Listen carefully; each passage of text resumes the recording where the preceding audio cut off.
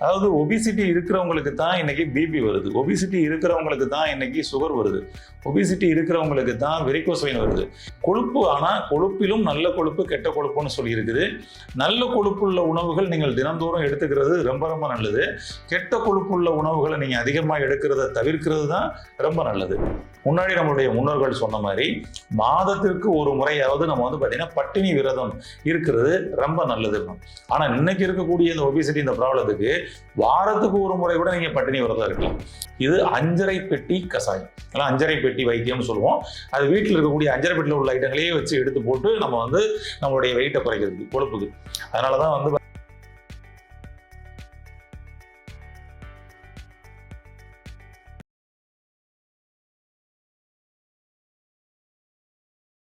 Health cafe channel viewers அனைவருக்கும் வணக்கம்.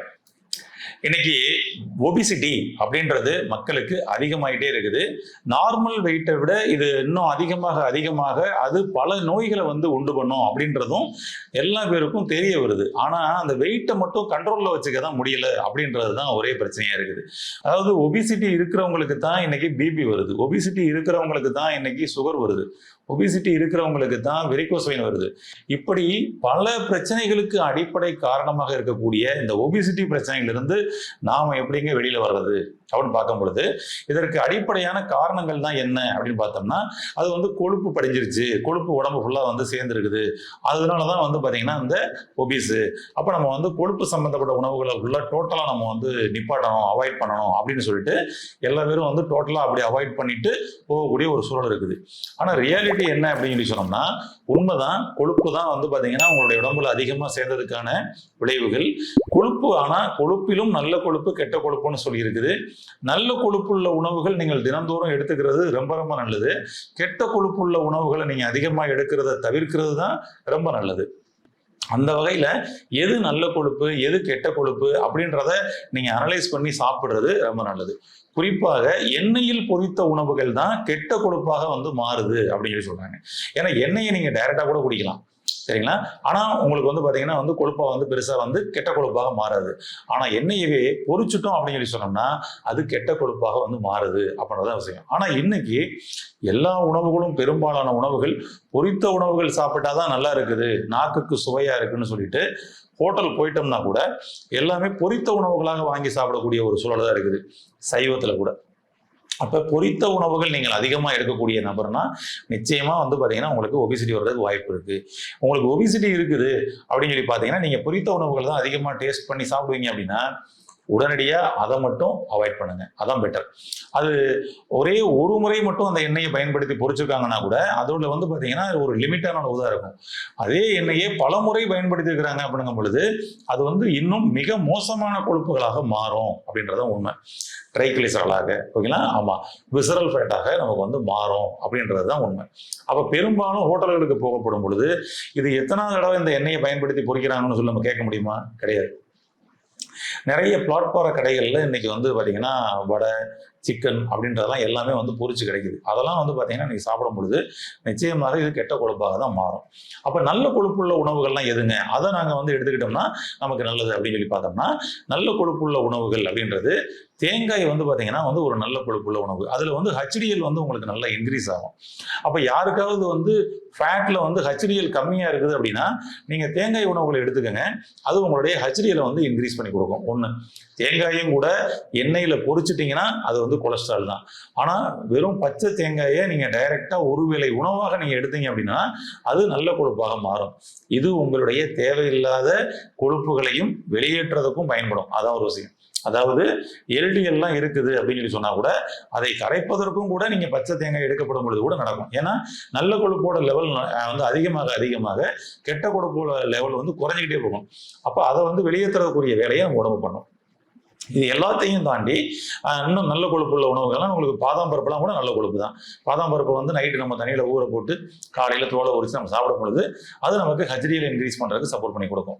இதை எல்லாத்தையும் தாண்டி ஒரு விஷயம் என்ன அப்படின்னு சொல்லி சொன்னோம்னா, நம்ம ஏற்கனவே சேமித்து வைக்கப்பட்ட இந்த கொழுப்பு, இந்த கொழுப்பை நம்ம வந்து வெளியேற்றணும். அதை வெளியேற்றுறது மேல நம்ம கவனம் செலுத்தணும். நம்ம என்னதான் உள்ள இன்டேக்ல கவனம் செலுத்தினாலும் வெளியேற்றுறது மேல கவனம் செலுத்துறது இல்லை. அதான் அப்ப அதை வெளியேற்றணும் அப்படின்னம்னா இந்த கொழுப்பு நம்ம உடம்புக்கு எதுக்கு பயன்படுது அப்படின்னம்னா அது நமக்கு எரிபொருளாக பயன்படுது. ஒவ்வொரு வேலை செய்யப்படும் பொழுதும் அது எரிபொருளாக எரிஞ்சு நமக்கு சக்தியை கொடுக்கறதுக்கு பயன்படுது. ஓகேங்களா?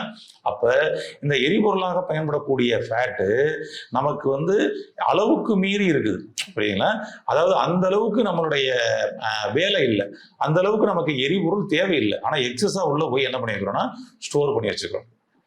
ஒரு ஆபத்து காலகட்டங்கள்ல அத்தியாவசிய பொருட்களை சேகரித்து வச்சு கொடுப்பாங்க பாருங்க, அது மாதிரி உடம்பு அந்த அத்தியாவசிய பொருட்களை சேகரித்து வச்சு ஆபத்து காலகட்டங்களில் இப்போ நம்ம சாப்பிட முடியாத ஒரு நிலை, பசி இருக்கக்கூடிய பசியும் பட்டினியுமா இருக்கக்கூடிய ஒரு சூழல் இருக்குது அப்படின்னா அந்த சமயம் உங்களுடைய ஆக்ஷன் செயல்களுக்கு தேவைன்னு சொல்லிட்டு உடம்பு எப்பவுமே வந்து பார்த்தீங்கன்னா கிளிக்கோஜனா போய் சேவ் பண்ணி வச்சிருக்கிறோம், ஃபேட்டையும் கொண்டு போய் சேவ் பண்ணி வச்சுக்கிறோம். குளுக்கோஜன் எல்லாம் காலி ஆயிடுச்சுன்னா அடுத்து இந்த ஃபேட்டெல்லாம் எரிஞ்சு உங்களுக்கு வந்து சக்தி ஊட்டத்தை வந்து கொடுக்கக்கூடிய ஒரு வேலையை இது வந்து பண்ணி கொடுக்கும். அப்ப அது மாதிரி அத்தியாவசியமான ஒரு நிலை வந்து இன்னைக்கு ஏற்படுதா என்னன்னு பார்த்தோம்னா கிடையாது.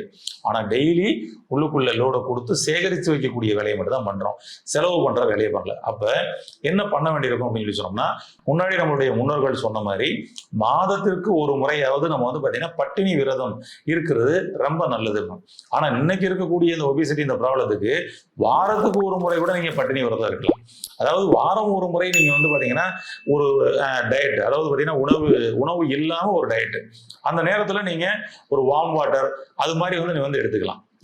எனர்ஜி இல்லாம போயிருவேன்னா கிடையாதுங்க. நீங்க வேணா தேன் கலந்த வார்ம் வாட்டர் கூட எடுக்கலாம், அது உங்களுக்கு நல்ல எனர்ஜியும் கொடுக்கும்.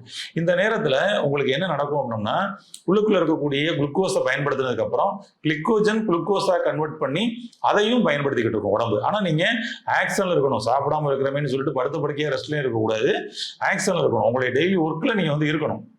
அப்பதான் செலவு வந்து பாத்தீங்கன்னா செய்யப்படும். அப்ப இந்த கிளிக்கோஜன் வந்து பயன்படுத்திக்கிட்டு இருக்கப்படும் பொழுது இந்த கொலஸ்ட்ரால், இந்த கொழுப்பு இருக்குல்ல, அதுவும் பாத்தீங்கன்னா வந்துட்டு செலவு பண்ணுவதற்கு தேவையான எரிபொருளாக பயன்பட ஆரம்பிக்கும். அப்பதான் இந்த கொழுப்பு வந்து குறையும். அப்ப நம்ம என்ன பண்ணலாம், இப்படி வாரத்துல ஒரு நாளோ 15 நாளைக்கு ஒரு நாளோ நமக்கு உண்ணா நோன்பு அப்படின்னு சொல்லிட்டு ஒரு நோன்பு இருக்கலாம்.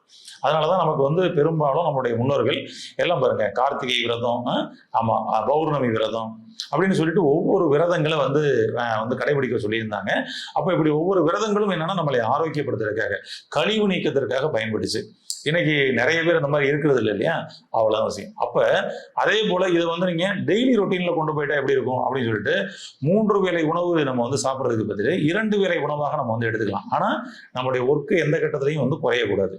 இது என்னன்னா கொழுப்பு ஒரு பக்கம் வந்து சேர்ந்துகிட்டே போய்கிட்டு இருக்குங்க பொழுது நம்ம எக்ஸஸா போய் சேர்க்காம இருக்கிறதுக்கு இது ரொம்ப பெரும்பாலும் சப்போர்ட் பண்ணி கொடுக்கக்கூடிய ஒரு விஷயமா இருக்கும்.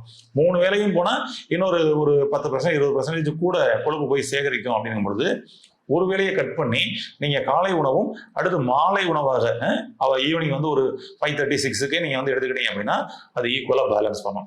இது நிறைய பேர் வந்து இதை வந்து கடைபிடிச்சுக்கிட்டு இருக்கிறாங்க, ரொம்ப அருமையா அதை வந்து ஃபிட்டா இருப்பாங்க. சரிங்களா?